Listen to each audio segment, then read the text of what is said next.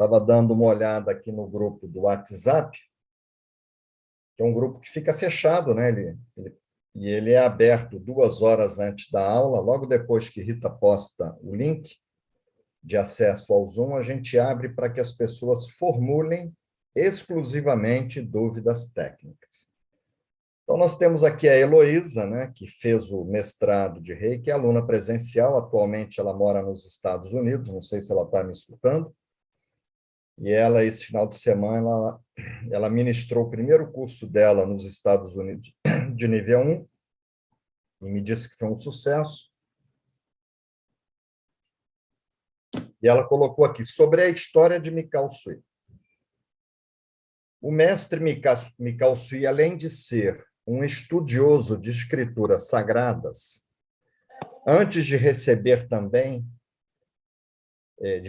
o reiki também, trabalhava com tratamentos de cura pelas mãos, mas buscava entender uma forma de fazer isso sem perder sua energia. Foi uma pergunta que um aluno fez para ela, né? E ela perguntou aqui para a gente, pergunto isso pois uma pessoa me questionou sobre esse fato.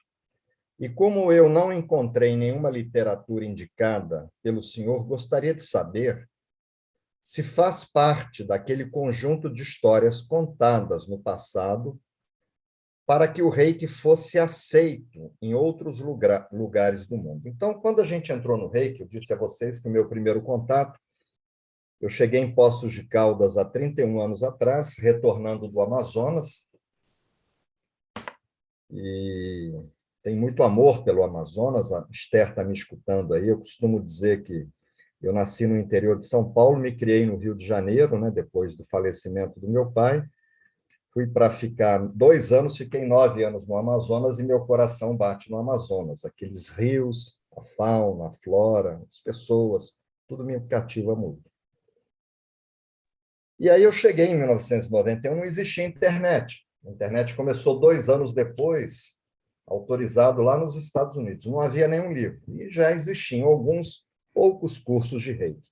Então, existiam lendas, diziam, porque Havayo Takata, a introdutora do reiki no Ocidente, ela contou algumas coisas para facilitar que o reiki fosse aceito nos Estados Unidos. Então, ela disse que Mikao Sui tinha sido um padre. Ele nunca foi padre, ele foi casado. Nós temos documentos originais que ele foi casado, ele teve filhos. Ele estudou o cristianismo. Isso nós temos um documento oficial que ele estudava cristianismo, como eu estudo confucionismo, budismo, a doutrina espírita. Então, ele estudava o cristianismo, mas ele não era um padre, tá? Ele não era ordenado. Só que os primeiros cursos, todo mundo dizia que ele era padre. Tem um ditado que diz que quando está todo mundo errado, está todo mundo certo. Depois diziam, nos Estados Unidos, os professores universitários, dirigentes de universidades, eles têm muita credibilidade. Então, Takata disse que ele havia sido reitor de uma universidade chamada Doshisha, que fica em Kyoto. Eu já estive nessa universidade.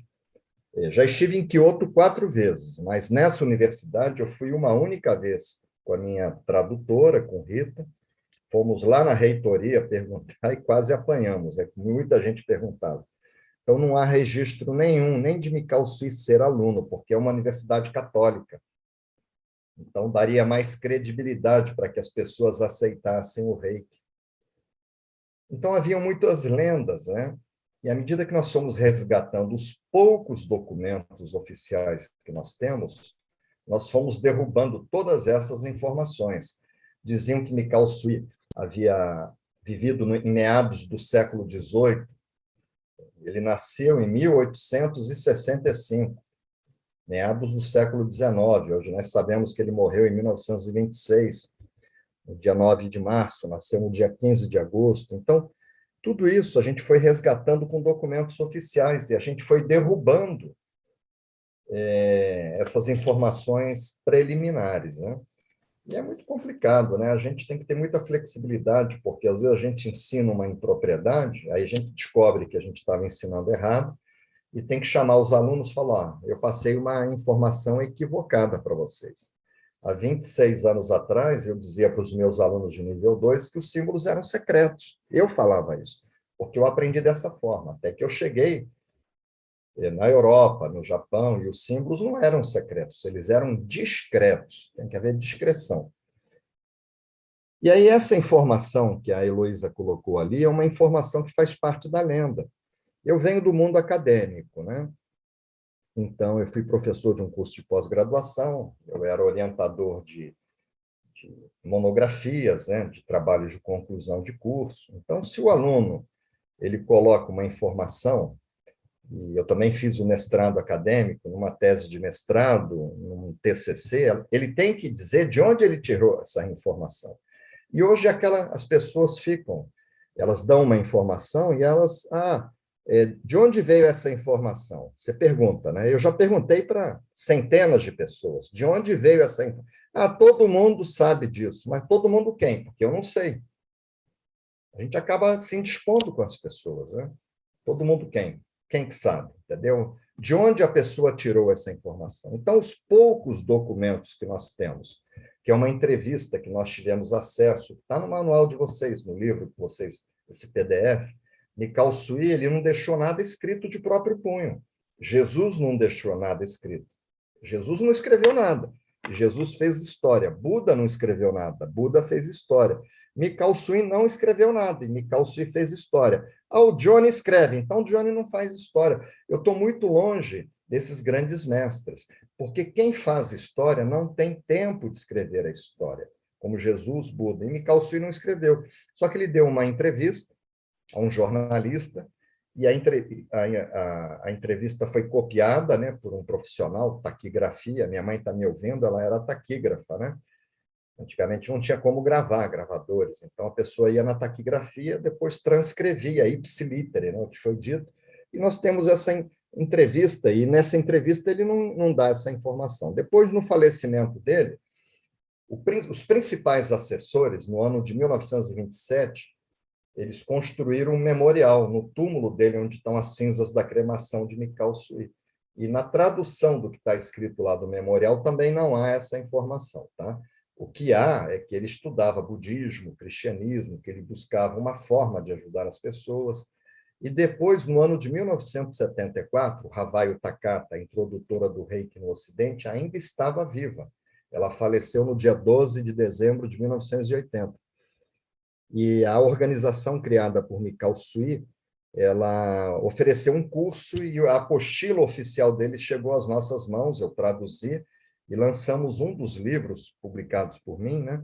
Foi a tradução desse material, organizamos as informações, porque hoje é muito fácil, Ctrl+C, Ctrl+V, a gente vai migrando as informações. Na época da máquina de escrever, depois que você escrevia, não tinha como você migrar. Então, esse manual é muito bagunçado, parece uma salada de frutas. Você encontra um pedaço de maçã em cima, um no meio e um embaixo. Aí a gente separou a maçã, o morango, a laranja, o mamão, em temas, e criamos um livro, né, onde as informações vieram desse manual, que são as respostas da Usui Reiki Ryoho Gakkai. É um livro publicado por mim, está inclusive em Portugal. Então, essa informação que a Heloísa colocou, que ela tem que perguntar de onde que a pessoa tirou. Meu professor. Então, pergunta ao professor. Vai ver que não tem base. É a tal da falácia. A pessoa fala, mas ela não tem base sólida. Então, isso é o que eu mais vi no Reiki, tá? Então, atualmente, eu procuro sempre, quando eu coloco uma informação nova num livro, informar de onde veio essa informação, tá? Não veio de mim, né? Eu não estou criando nada.